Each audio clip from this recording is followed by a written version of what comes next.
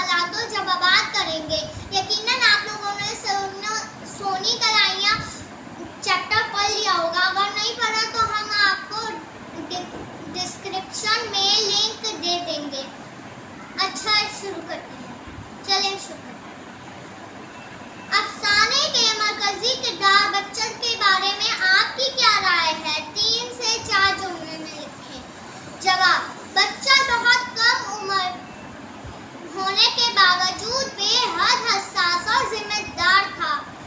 वो अपनी माँ और बहन से बहुत मोहब्बत करता था। वो माँ की बीमारी की वजह से